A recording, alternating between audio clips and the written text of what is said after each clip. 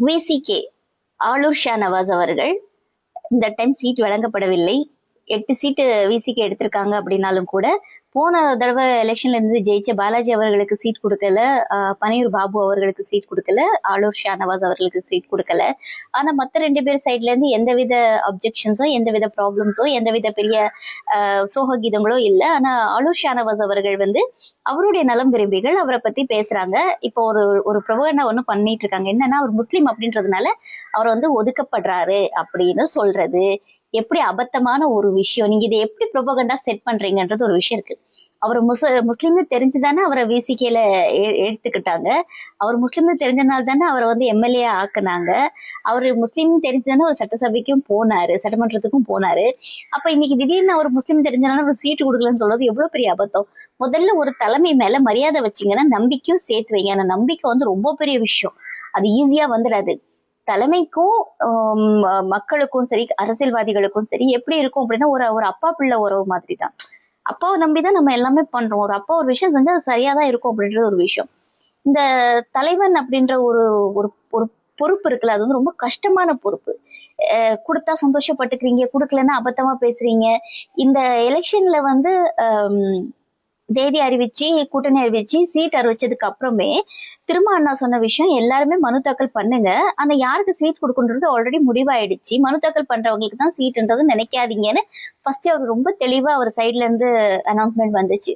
So இந்த time உங்களுக்கு seat மறுக்கப்பட்டிருக்கு அப்படின்னா அதுக்கு ஏதோ ஒரு காரணம் இருக்கும். நிச்சயமா அடுத்த ஒரு கட்டத்துக்கு நீங்க போவீங்க. இந்த நம்பிக்கையே உங்களுக்கு வரமாட்டேங்குது அப்படின்றதே புரியல. ஆனா இதெல்லாம் கம்பேர் பண்ணும்போது அண்ணாமலை அவர்கள் வந்து பாஜக தான், அவருக்கு சீட் கொடுக்கலாம், அவர் எதுவுமே சொல்லல, தலைமை என்ன முடிவு எடுக்குமோ அதை பாத்துக்கலாம் அப்படின்னு சொல்லிட்டு போயிட்டாரு. இதுதாங்க ஒரு ஒரு கட்சிக்கு நம்ம கட்டுப்படுறது இதுதான்.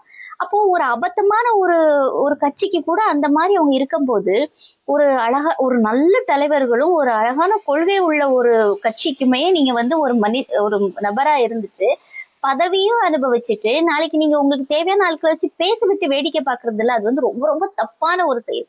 இது வந்து முதுகுல குத்துறது மாதிரி. உங்க ஆளுங்க பேசும்போது ஆளூர் ஷானவாஸ் என்ன பண்ணிருக்கணும் அப்படின்னா, அவர் வாய் திறந்து பேசிருக்காங்க, இதுக்கு ஸ்டேட்மெண்டே கொடுக்கல. இல்லைங்க அப்படி பேசாதீங்க, தலைவர் ஒரு முடிவு எடுத்திருக்காரு, அது சரியாதான் இருக்கும், தேவையில்லாம நீங்க பேசாதீங்கன்னு அவரு சொல்லியிருக்கணும். அவருக்கு வருத்தம் இருக்கலாம், சீட் கிடைக்கலையே ஒரு எதிர்பார்த்துட்டு இருக்கலாம். சீட் எதிர்பார்க்கறவங்களுக்கு எல்லாம் கிடைக்கணும்னு என்ன இருக்கு? இல்ல நீங்க மட்டும்தான் இருக்கணும்னு என்ன இருக்கு? அப்ப இது நாட்டாம தானே இல்லையா? இது நாட்டாம இல்லையா? இப்ப இன்னைக்கு நீங்க புதுசா வந்துதான் இன்னைக்கு ஒரு பிரபலமா இருக்கீங்க, நாளைக்கு கட்சிக்கு புதுசா வரட்டுமே.